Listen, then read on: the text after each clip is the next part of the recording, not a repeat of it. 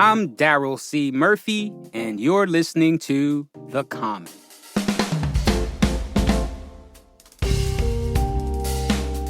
Today, we're bringing you the next installment of the series from WBUR reporter Barbara Moran and Scientific American's Science Quickly podcast.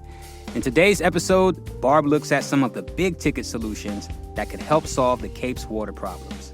Here's part 2, Sticker Shock.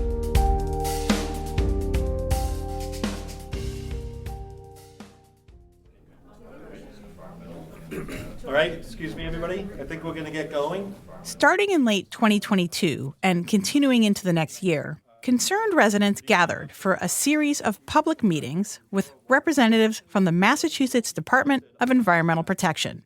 The residents were there to share their thoughts. The hearing is being recorded and conducted in a hybrid format. The state was proposing new rules that would require communities to reduce their nitrogen pollution.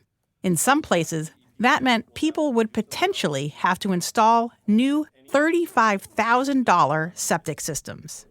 Here's what Frank King of Brewster, Massachusetts, had to say about that. If that is correct, you are looking at a massive protest on the scale of another Boston Tea Party. $30,000 or $35,000 a year. That's a complete misrepresentation. That's Chris Shanahan of Falmouth, Massachusetts. You can buy a system for that. You got to maintain it.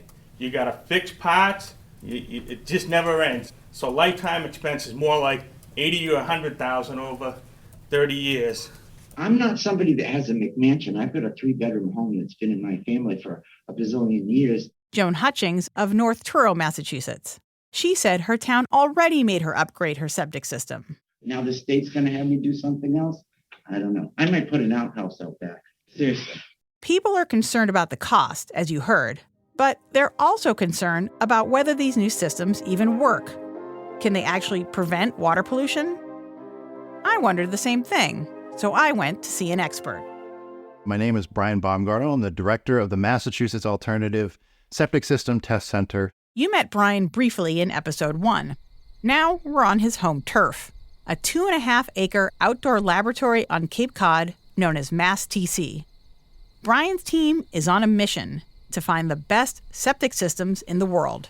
And it's not a job for the squeamish. All right, so I'm looking into this hole, and there's like water pouring in and some scummy stuff floating around there, yeah? Yeah, that's the raw wastewater coming in from Joint Base Cape Cod, and it doesn't look like what most people would think of. When you're thinking of wastewater, you think it's pretty disgusting.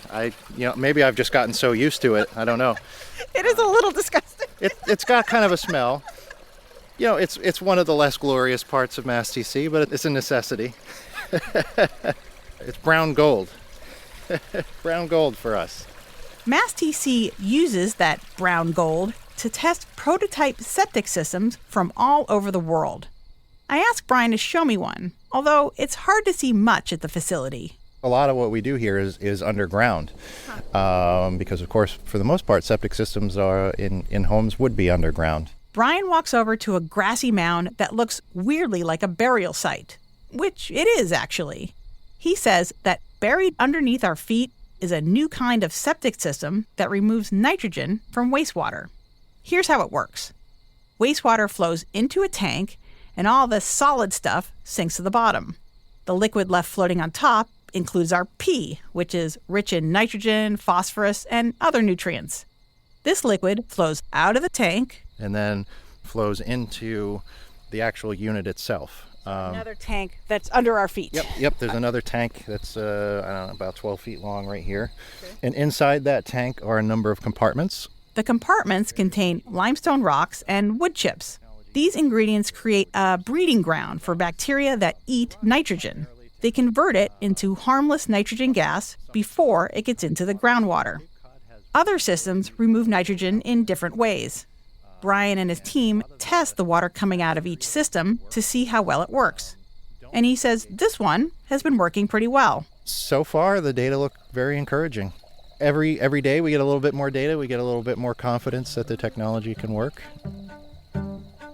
Others are also heartened by the data, including Zenas Crocker, who goes by Z. He's executive director of the nonprofit Barnstable Clean Water Coalition. And this system is so successful that in the data that we're seeing now, it will remove between 95 and 97% of nitrogen going into the groundwater. Z's group was so impressed with how well these systems remove nitrogen that it launched a pilot project. The group is installing more than a dozen in a neighborhood by Shubal Pond in Barnstable, Massachusetts, including one when I visited last September. As we watch, a crane operator uses chains to lift a concrete tank and lower it into a hole in the ground. Z's group is working with the Environmental Protection Agency and the U.S. Geological Survey to monitor how well the new systems keep nitrogen out of the groundwater. We chose this location in particular because these are all small lots. We're also in a working class community.